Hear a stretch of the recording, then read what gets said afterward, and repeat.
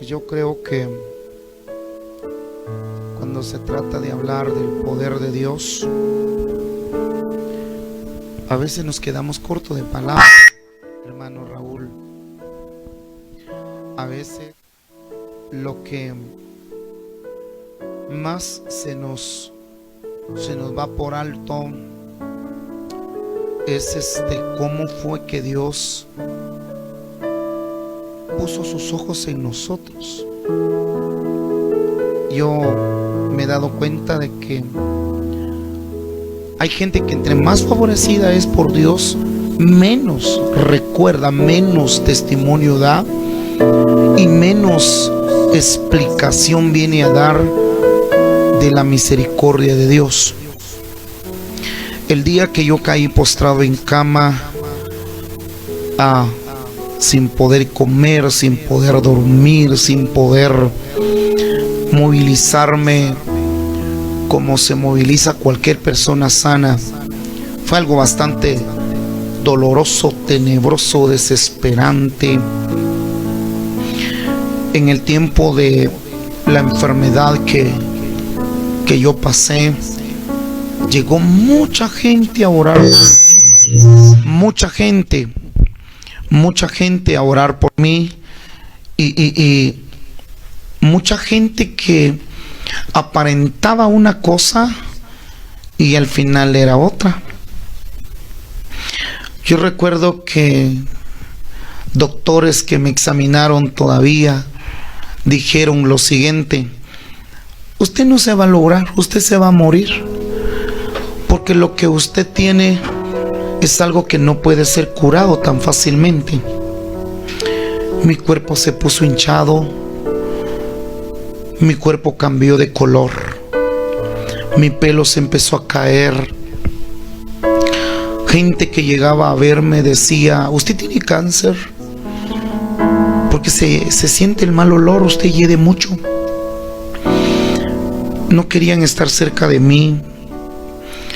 Era un dolor, era una tristeza bastante desesperante por la situación en la que yo me encontraba. Llegaban muchos hombres a ungirme, a darme tomas, y no sucedía lo que ellos según decían que iba a suceder. Y algo pues solo me miraban, decían: no, usted está hechizado, usted tiene una brujería, usted de plano pues alguien engañó. Y habían cosas que a mí me confundían, me equivocaban, o sea, me hacían como volver loco porque unos decían una cosa, otros decían otra cosa. Y recuerdo que antes de que esto sucediera, yo pasé por un momento de desprecio, pasé por un momento de sufrimiento fuerte dentro de mi familia, a tal extremo de sufrir abusos, maltratos, rechazos fatales, como se dice. Y repetidas veces yo hasta deseé morirme, yo deseé matarme, y lo hice, lo intenté hacer varias veces, pero cuando los propósitos de Dios ya están hechos, o sea, cuando el programa de Dios ya está hecho para con nosotros, el milagro sucede porque sucede, y Dios nos libra de la misma muerte, aunque el diablo no lo quiera. El sufrimiento para mí fue bastante doloroso, bastante tenebroso, porque había una mesa a la par de mi cama que se mantenía lleno de medicamentos, analgésicos, antibióticos, cosas que supuestamente la gente me llevaba, que doctores recetaban para que yo pudiese curarme. Había una fiebre sin parar en mí, habían dolores en mi cuerpo, pastor, desesperantes. Había noches enteras que no podía dormir, no podía comer, ni frío, ni tibio, ni caliente. Mamá lo que hacía era cocer las verduras, licuarlo y dármelo por medio de una pajilla. Era así únicamente como yo podía ingerir alimentos. Y no alargando esta historia o este testimonio, solo recuerdo que en el tiempo de estar postrado en esa cama, Dios me permitió tener muchas experiencias con gente que entre comillas ama a Dios, que sirve a Dios, pero que no es de Dios, ¿verdad? Y es una historia bastante larga, que cuando a veces yo lo traigo a mi memoria, a veces como que me entristece, ¿verdad? Por lo que pasé. Un ministerio nunca se obtiene de la noche a la mañana. Un llamamiento no se obtiene así de repente. Ya me habían dicho del llamamiento que Dios me hacía al ministerio. Yo le había dicho a mi mamá, yo ministerio no quiero, yo no quiero ministerio porque soy muy enojado, soy muy alterado, muy delicado y no me gusta, no, yo ser siervo de Dios no quiero.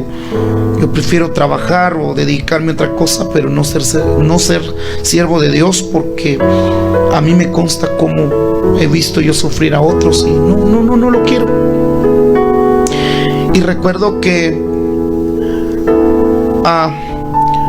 en los últimos momentos de sufrimiento, mamá especifica claramente con papá y mis hermanos que estaban por allí que yo tuve una muerte de entre 8 a 9 horas cabales. Y yo recuerdo que en esa muerte que yo tuve, yo sentía que no me había muerto. Yo sentía que era un sueño lo que yo había tenido. Pero lo que sí me entristeció fue cuando yo pude ver, cuando empecé a salir de mi cuerpo, yo miraba a mi otro yo. Miraba a mi otro yo que estaba allá en la cama, y miraba que yo me iba alejando de la casa y me miraba ya acostado. Pero yo miraba que mi cuerpo salió de la lámina, salió de la casa, y entre más momentos se alejaba más y me iba mirando yo. Esa fue la preocupación, donde yo empecé a llorar y decía, pero ¿por qué me estoy yendo? ¿Y por qué estoy allá? Es algo que no se puede explicar a cabalidad. Yo solo oía gritos de mi mamá, gritos de unas siervas de Dios que estaban ahí alrededor de mi cama. Pero no se me va a olvidar las palabras de un hombre de Dios que llegó a la casa preguntando por mi nombre. Y recuerdo que dijo, ¿aquí vive César Cetino? ¿Es aquí donde vive la familia Cetino? Y mi papá atendió y dijo que sí.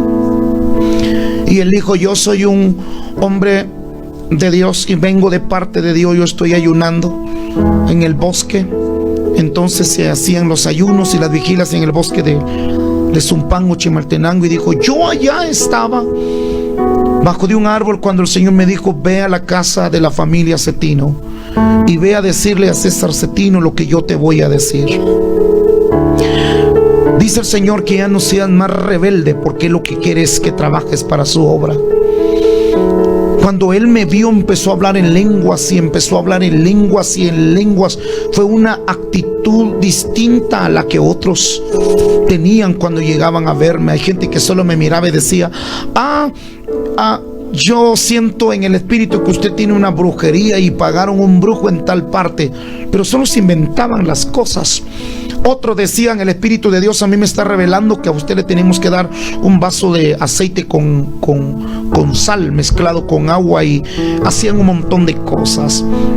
Llegó un momento en el que yo hasta sentía miedo cuando alguien decía, buenas tardes, le venimos a orar por el hermano. A mí me daba hasta miedo, porque llegaron unos supuestos siervos de Dios, y cuando me vieron dijeron, no, él tiene espíritus inmundos y y hoy se tiene que ir. Yo recuerdo que me bajaron de la cama en un petate y me empezaron a pegar, pero como que si le estaban pegando a un animal. Me agarraron del cuello y decía: salí de ahí, diablo. Y Dios mismo permitió eso. Dios mismo lo permitió. Permitió que yo viese todo eso para que me diera cuenta quiénes trabajan bajo la dirección de su espíritu y quienes hacen las cosas únicamente por emoción.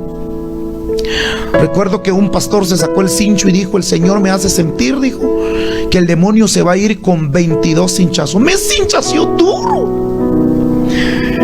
O sea, yo tenía moretones, yo tenía heridas, tenía golpes en mi cuerpo. Por eso le digo que llegó un tiempo en el que yo hasta me asustaba. A mí me daba hasta miedo cuando yo oía que decían que iban a orar por mí. Hay cosas que por ética, que por respeto yo no lo puedo decir. Yo sufrí hasta abusos cuando estuve postrado en cama, de personas supuestamente siervas de Dios que llegaban a orar por mí. Pero para no hacer largo esta historia, recuerdo que el hombre de Dios que llegó, desde que me vio, empezó a hablar en lenguas y decía: ya lo vi, Señor, ya lo vi, decía. Pero yo pensé que se refería a mí, pero sucede que no se refería a mí, porque luego se acerca a mí y me dice: hay un personaje acá en esta casa y a cada ciertas horas, dijo, desciende para azotarlo. Ese personaje es un ángel muy alto y tiene como una vara de hierro que cada ciertas horas baja y azota su cuerpo. Es ahí donde usted ya no puede dormir, es ahí donde usted ya no puede actuar bien, es ahí donde usted se desespera, donde siente que se está muriendo. Y yo empecé a llorar y me dijo: el Señor me ha enviado a ungirlo, porque dice el Señor que usted va a ser levantado para cantar, para predicar, para ministrar, para consejería. Y empezó a hablar en lenguas. Y cuando ese hombre se acercó a mí, desde que él se acercó, yo empecé a sentir algo que no se puede explicar a cabalidad. Sentía que mi cuerpo corría como una electricidad que me hacía sacudido en la cama. Y me dijo: dice el Señor que desde hoy usted va a ser levantado de aquí. Dice el Señor que desde hoy usted va a empezar a comer. Dice el Señor que usted va a ser levantado para ir y pregonar la buena nueva de salvación. Me ungió con aceite. Recuerdo que en esto de mi muerte, que cuando yo especifico, cuando yo testifico de cómo fue que yo volví a la vida. Cuando yo volví a la vida, habían coronas, habían flores, se había mandado a encargar el ataúd, había gente esperando el momento de mi vela. Recuerdo que ese velorio se convirtió en una vigilia, porque había gente que estaba a la expectativa de lo que estaba pasando conmigo. Mucha gente que me había conocido a mí vendiendo limones, vendiendo chiltepe, vendiendo helados, vendiendo chocobananos, vendiendo queso, vendiendo crema, vendiendo gelatinas, vendiendo tamales que mi mamá hacía, chuchito. Mucha gente que me había conocido y no creía en lo que Dios me había entregado, en lo que Dios había dado a mi vida, empezó a quedarse maravillada, porque cuando Dios obra en la vida del ser humano, obra para la gloria de su nombre. Y si lo levanta uno, es para que uno vaya y alumbre a los que están en la oscuridad y pueda ser de bendición para los que piensan que no hay solución para el proceso que están pasando. Es mucho lo que tengo que hablar y comentar del poder de Dios.